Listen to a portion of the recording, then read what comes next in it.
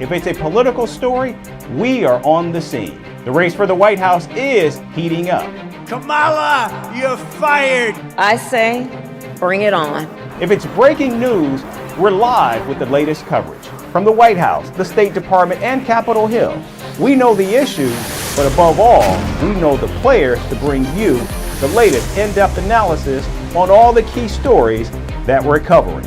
I'm Eric Ham. Join me from Washington here on Firstpost America.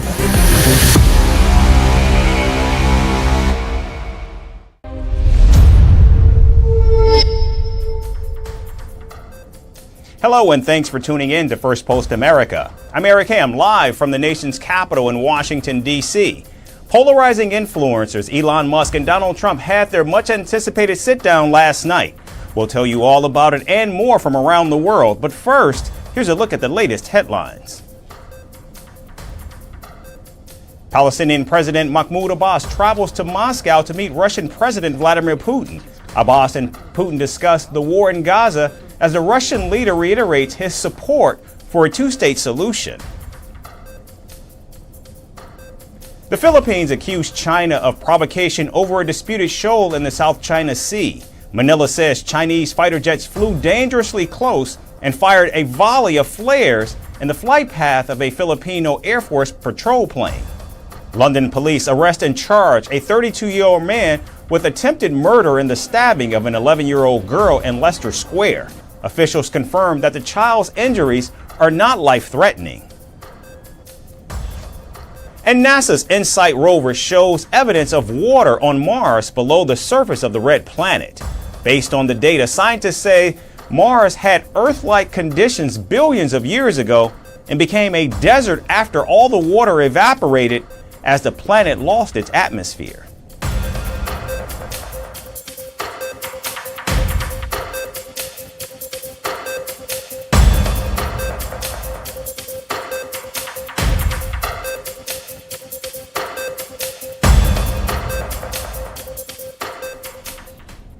We begin in the United States. Former President Donald Trump and billionaire Elon Musk hosted a friendly conversation Monday on X.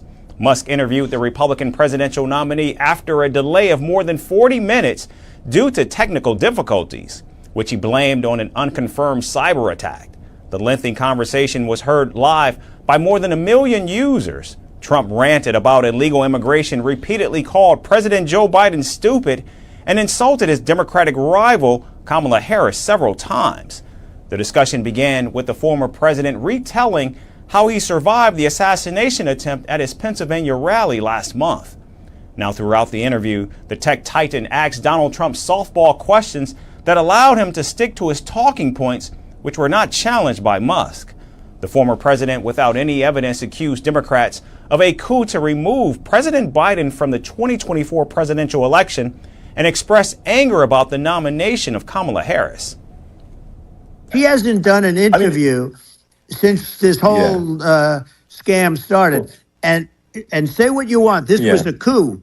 This was a coup of a president of the United States. He didn't want to leave, and they said, we can do it the nice way or we can do it the hard way. The former president also discussed the vice president's appearance on a Time magazine cover, and strangely, he praised her looks, comparing her to his wife, Melania Trump. Meanwhile, Musk, who was born in South Africa, slammed the Biden administration's handling of illegal migrants and likened the southern border to a zombie apocalypse.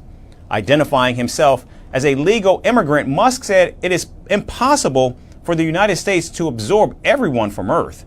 Now, during the 2-hour-long chat, Donald Trump boasted about his relationship with Chinese leader Xi Jinping, Russia's Vladimir Putin, and North Korean leader Kim Jong-un.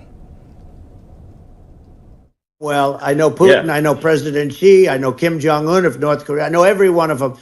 And let me tell you, people will say, oh, this is terrible. He said, I'm not saying anything good or bad. They're at the top of their game.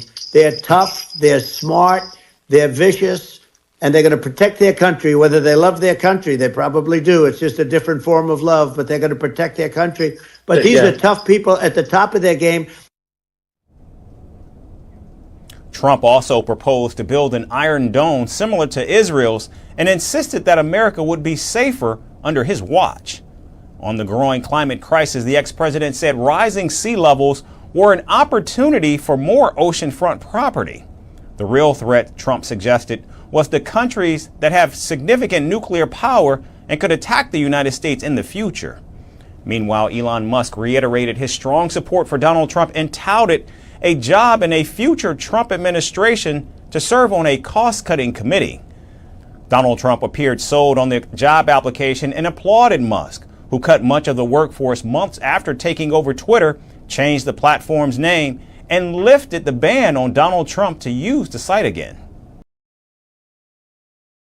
And shifting focus to the Middle East, Israel has put its military on the highest levels of alert after the United States shared intelligence reports saying that Iran plans to launch an attack as early as this week. White House spokesperson John Kirby said that Iran's top leadership had approved plans to strike Israel to avenge the killing of Hamas leader Ismail Haniyeh in Tehran on July 31st. American intelligence officials added that Tehran had prepared its missile and drone units similar to the steps taken by Iran when it launched its first ever direct attack on Israel in April of this year. Now, joining the United States, France, Germany, Italy, and the UK warned Iran against attacking Israel. British Prime Minister Keir Starmer held a phone call with Iran's president and urged him to stand down from escalating the war in the region. However, Iran said it has the right to respond to Israel and defend its territorial sovereignty.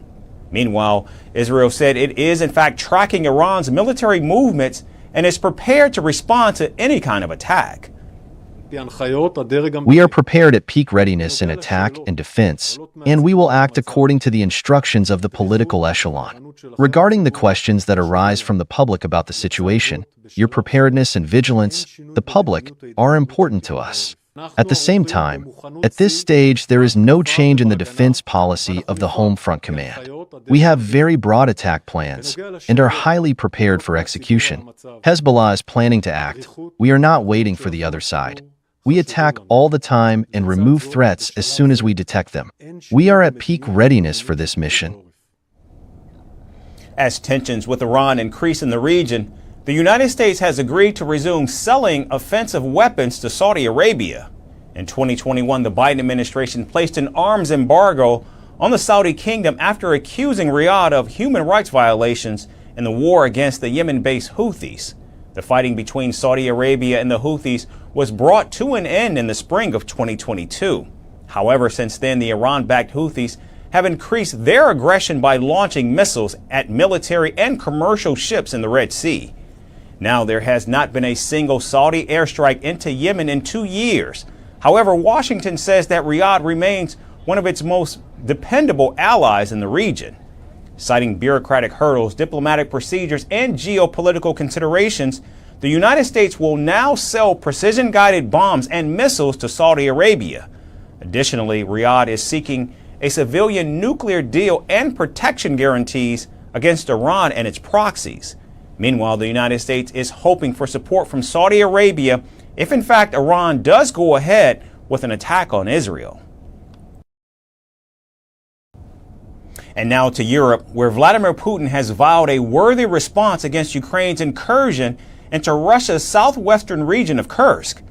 Ordering troops to dislodge the enemy from Russian territories, Putin said that the Ukrainian attack was aimed at improving Kyiv's negotiating position ahead of possible peace talks.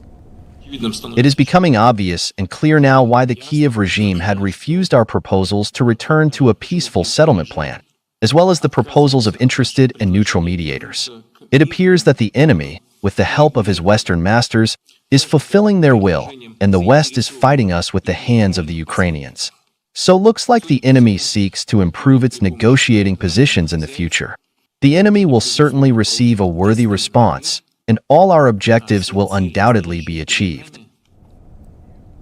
Last week, Ukrainian soldiers rammed through the border region of Kursk in their biggest incursion since the beginning of Russia's invasion of their country in 2022. Caught by surprise, Moscow deployed its troops on the ground, who are now struggling to quash the offensive.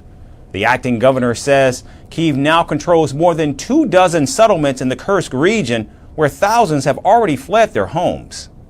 Currently, the situation in the Kursk region is difficult. 28 settlements are under control of the enemy. The depth of incursion into the territory of the Kursk region is 12 kilometers. The width along the front is 40 kilometers. There are 12 dead civilians, 121 injured, including 10 children. Putin now claims there's been an increase in men signing up to fight the Ukrainian troops. Meanwhile, Russia has evacuated civilians from regions around Kursk, and now all of this comes as Ukraine's top commander briefed President Vladimir Zelensky, saying their forces have indeed captured 1,000 square kilometers of Russian land. I held a staff meeting. Commander-in-Chief Syrsky reported on the situation at the front and all key defense directions, as well as on the operation in the Kursk region. General reported that about 1,000 square kilometers in the Kursk region are under Ukrainian control. This includes areas from which the Russian army had launched attacks on our Sumy region. President Zelensky said that Ukraine's northeastern Sumy region, which lies across the border from Kursk, has been attacked by Russia more than 2,000 times since June. As of today, and since June 1st, there have been almost 2,100 episodes of shelling of the Sumy region. Therefore, our operations are purely a security matter for Ukraine, aimed at liberating the border areas from Russian military presence. I thank all our soldiers, sergeants, and officers for their courage and effective actions. It is entirely justified to destroy Russian terrorists wherever they are, wherever they launch their attacks from. Russian military airfields, Russian logistics. We see the benefits this can bring in bringing peace closer. Russia needs to be forced into peace, especially if Putin is so set on fighting.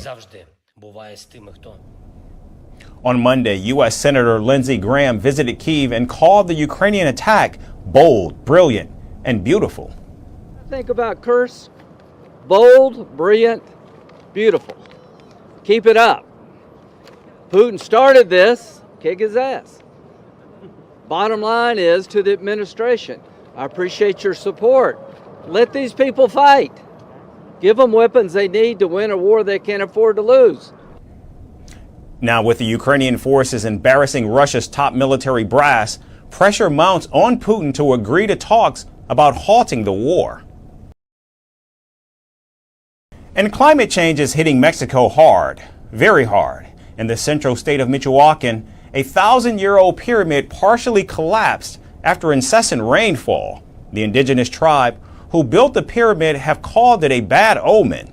The tribe says that the last time the pyramid partially fell was right before Spain colonized Mexico and the subcontinent. So is the pyramid collapse a supernatural sign of impending doom or simply climate change? Here's our report seeking answers. A 1,100-year-old pyramid in the Ihuatzio archaeological zone in Michoacan, Mexico, partially collapsed last week, sparking fears among local tribes that the incident could be a bad omen. The pyramid, one of two at the site, was severely damaged due to intense rain as rocks and debris tumbled down from the ancient structure. The indigenous Purépecha tribe, who originally built the Yakata pyramids, believes its destruction foreshadows a significant natural disaster. A descendant of the tribe spoke about the symbolism of the collapse. For our ancestors, the builders, this was a bad omen that indicated the proximity of an important event. He further explained that before the arrival of the Spanish colonizers, a similar event occurred, which the tribe interpreted as a sign of displeasure from their gods. Federal officials, however, confirmed that the collapse was exacerbated by a combination of extreme weather conditions. A prolonged drought had caused cracks in the pyramid structure, and when the rain finally came, it weakened the already vulnerable walls, leading to the partial collapse. The impact of high temperatures and the subsequent rain underscores the growing concerns about climate change in Mexico, where extreme weather patterns are becoming increasingly common. Archaeologists are now assessing the damage and are planning to thoroughly repair the pyramid. However, the incident has reignited discussions about the broader implications of climate change. The Foundation for Advancement and Conservation, in collaboration with the National Endowment for the Humanities, has been studying how climate change affects ancient buildings like this pyramid. Their findings indicate that as the climate crisis deepens, it will significantly influence which sites and collections are prioritized for protection. Mexico, like many other countries, is grappling with the escalating effects of climate change. Rising temperatures, unpredictable rainfall and more frequent weather events are not only threatening the natural environment but also the rich cultural heritage. For the Purépecha and other indigenous communities, the collapse of the pyramid is not just a physical loss but a symbolic one as well, reflecting deeper fears about the future in an era of rapid environmental change. And finally, from Italy, where the glamorous town of Portofino is facing a sizzling dilemma. With temperatures reaching a scorching 105 degrees Fahrenheit, residents are installing air conditioning units in a desperate attempt to keep themselves cool. But the town's mayor has launched a crackdown on the air conditioning units, calling them ugly and an eyesore in the scenic town. In fact, neighbors are even snitching on each other as police officials use drones to locate homes with air conditioners and hand out hefty fines. Our final report details the drama ensuing from rising temperatures in this idyllic town. Portofino, the jewel of the Italian Riviera, is where luxury meets the sea. A haven for the world's elite, this picturesque town has always been known for its charm and exclusivity. Yet, as the summer sun blazes down, turning the quaint pastel-colored cottages into ovens, even the wealthiest of its residents discovered that money couldn't buy everything. Definitely not a cool breeze. With temperatures soaring to a blistering 105 degrees Fahrenheit or 40 degrees Celsius, air conditioning units became a must-have for the well-heeled locals and visitors alike. However, there was one problem. The mayor of Portofino had declared a war on these bulky machines. His mission? To preserve the town's aesthetic beauty at all costs. Under local regulations, homeowners were forbidden from mounting air conditioners on the front of their homes. But the desperate residents, battling the oppressive heat, tried everything from hiding their units on terraces and rooftops to painting them in bright colors to blend in with the surroundings. But their efforts were not enough to escape the watchful eyes of the authorities. The mayor, determined to keep Portofino's charm intact, employed a small army of local police to patrol the narrow streets and alleyways. Not content with just boots on the ground, he also deployed drones to scour the rooftops for any signs of the illegal devices. Since January, 22 homeowners were caught red-handed and ordered to remove their AC units. As the summer heat intensified, another 15 units were spotted and flagged by the authorities. But this wasn't just a battle of wills between the residents and the town hall. It turned into a full-blown neighborhood feud, with reports of residents snitching on one another in a bitter game of tit-for-tat. Some even went so far as to invite neighbors into their homes, only to secretly photograph their air conditioning units and report them to the police. The stakes were high. Those who dared to break the rules faced fines as steep as nearly $55,000. The atmosphere in Portofino grew as hot as the weather. The mayor insisted that the campaign is not about punishing people, but about preserving the town's natural beauty. However, with 40 complaints already logged and temperatures still climbing, it's clear that the battle is far from over. And so the conflict between comfort and beauty in the idyllic village of Portofino carries on. That's our show for today. We certainly thank you so much for tuning in. We look forward to seeing you right back here again tomorrow. Thanks again for watching.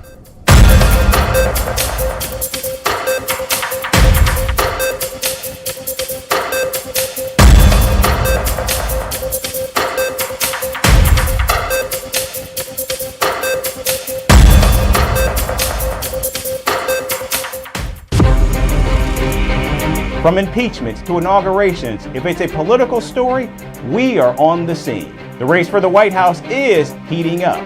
Kamala, you're fired. I say, bring it on. If it's breaking news, we're live with the latest coverage. From the White House, the State Department, and Capitol Hill. We know the issues, but above all, we know the players to bring you the latest in-depth analysis